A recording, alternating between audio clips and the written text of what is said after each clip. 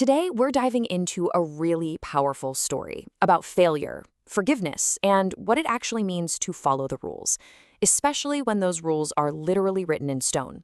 It all comes from the 10th chapter of Deuteronomy. It's a question we've all probably faced in some way. But just imagine, what if the rules came directly from God, carved in stone, and you were the one who shattered them? Well, that's exactly where this story kicks off. So, first up, let's look at the immediate fallout from this broken promise. A sacred agreement between God and the people of Israel is now quite literally in pieces all over the ground. Yeah, this is the core of the problem. Picture this. After getting the 10 Commandments on Mount Sinai, Moses comes down the mountain, and what does he see? The Israelites are worshiping a golden calf, and in a moment of absolute fury, he smashes the stone tablets. Just like that, the physical proof of their covenant is totally destroyed. But here's the thing, this isn't the end. And God's response is what's so incredible.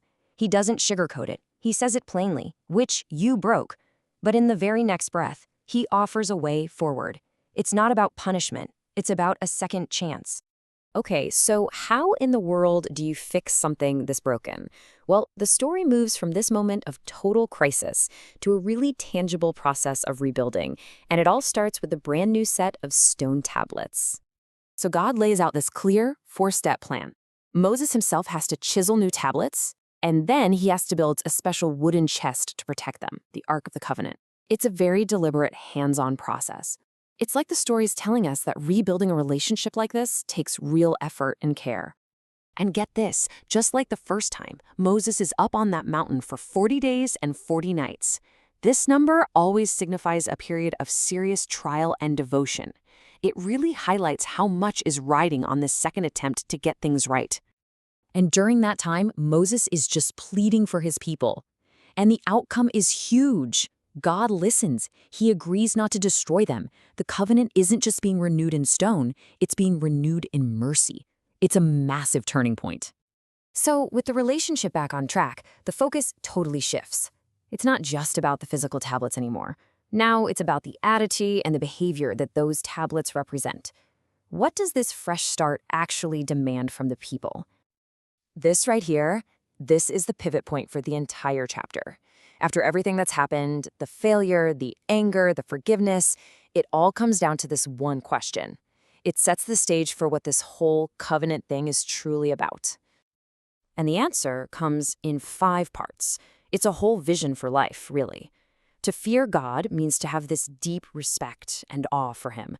To walk in his ways means your life should reflect his character. Then to love him, to serve him with everything you've got, and finally, to keep the commands. And here's the real motivation behind all of it.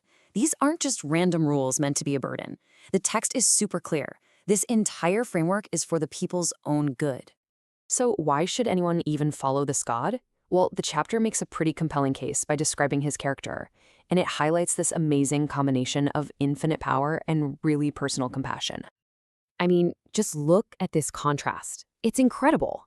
On one hand, you have a God who owns the entire universe. We're talking cosmic, unimaginable power. And on the other hand, this exact same God focuses his attention on defending the most vulnerable people in society, orphans, widows, and foreigners. And the description keeps going, emphasizing his absolute authority. And, this is so crucial, his justice.